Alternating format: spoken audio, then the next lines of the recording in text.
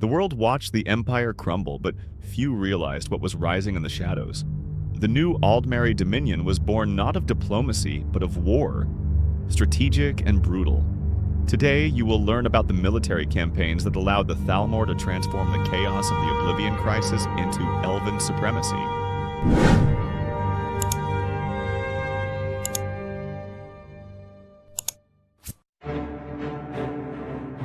When the portals to Oblivion opened, Summerset was not spared.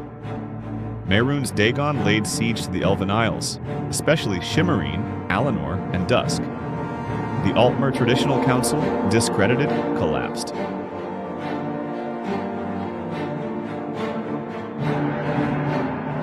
Records tell of prolonged battles where local militias held out against the Daedra hordes for weeks. But the high civilian death toll led to a loss of trust in arcane authorities and traditional advisors. A radical nationalist group, claiming to have closed more portals than the Empire's own mages, emerged as saviors. The name Thalmor was a deliberate callback to the ancient councils of the Second Age, but with more extreme purposes.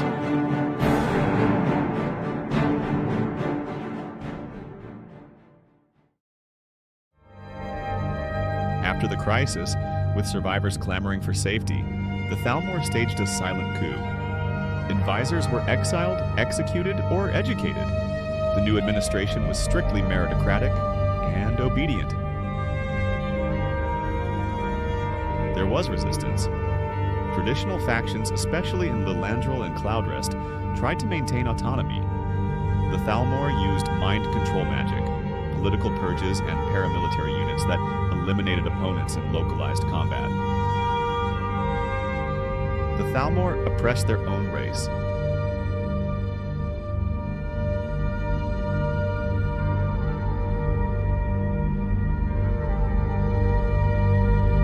With Summerset under control, the Thalmor turned their attention to Valenwood, a province rife with tribal conflict and the weakness of the Colovians of Cyrodiil.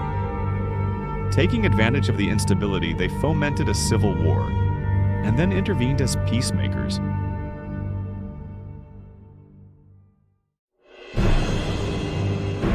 The factions were traditionalist groups versus pro-Thalmor groups who accepted Altmer military support under the guise of restoring the ancient druidic order of the Bosmer. It is worth highlighting the Battle of the Purge of Falanesti, in which Thalmor troops invaded the city that was considered impure for being home to humans and half-elves. The Thalmor carried out a great massacre in the streets of the city.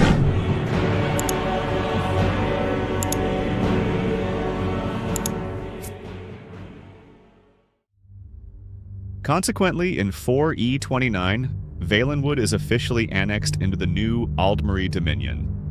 Not as an ally, but as a protectorate under direct Thalmor administration.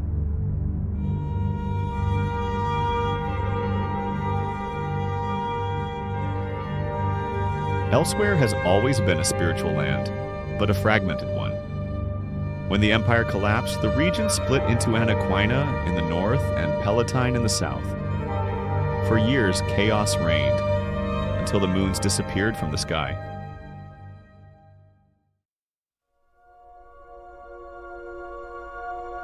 The moons Maser and Secunda, central to Khajiit religion and birth cycles, simply disappeared for 2 years.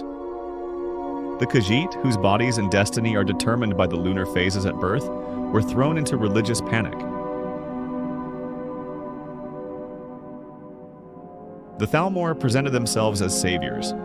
They claimed, without evidence, that they were responsible for restoring the moons, which suddenly reappeared in 4E100. This claim has never been confirmed, but it was enough for the Khajiit to proclaim the elves as emissaries of the gods. This event became known as the Crisis of the Moons, or the Void Nights, and paved the way for the Thalmor to establish a unified Khajiit state under their rule with puppet rulers. Stretching from Alinor to the deserts of Elsweyr, the reborn Aldmeri Dominion was no longer an elven union. It was a war machine. In the years that followed, the Thalmor amassed weapons, trained armies, and indoctrinated young men in the arts of racial warfare. The Aldmeri Dominion of today was not simply rebuilt. It was forged in battle, fueled by crisis, and shaped by an elven supremacist ideology. The Thalmor rose not as liberators, but as conquerors, and by the time the Empire finally realized the threat, it was too late.